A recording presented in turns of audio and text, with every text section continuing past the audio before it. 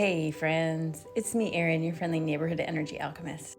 And if you know me, if you follow me, or if you don't, you might know that I just made the decision, the big one. I decided to quit my day job and only work for myself. And that was super scary.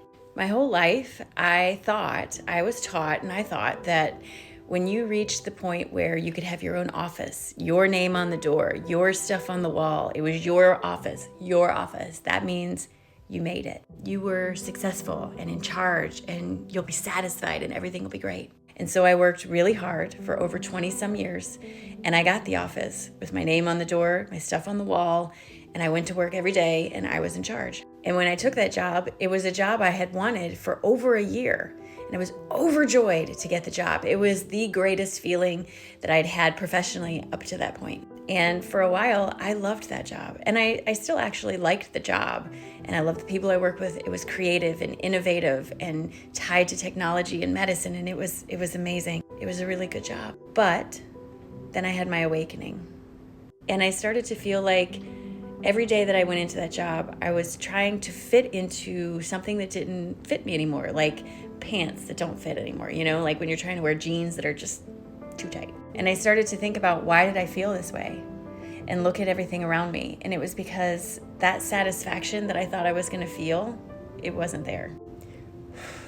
And so I started to wonder what was wrong with me, that I have what I'm supposed to have to achieve what I want to achieve and feel what I want to feel, but I don't feel it. What's wrong with me? What's wrong with me? That kicked off a whole nother new panic, because I thought, if doing this job I had always wanted wasn't bringing me satisfaction, how would I ever find it? And it took a lot of time of figuring it out. It took a lot of time of indulging in things I actually liked doing, of allowing myself to try those things and not getting too caught up on trying to explain myself to other people or why I was doing it, because they're not going to understand. And when I try to explain it to them, if they're not there, all I get is,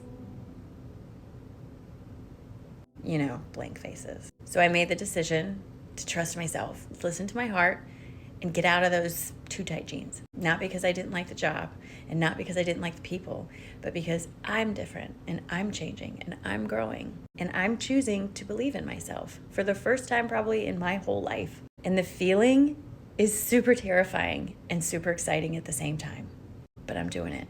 And I guess I've been trying to make this post for a couple days, but I got very emotional about it because I do love that job and I love all the people I'm leaving behind.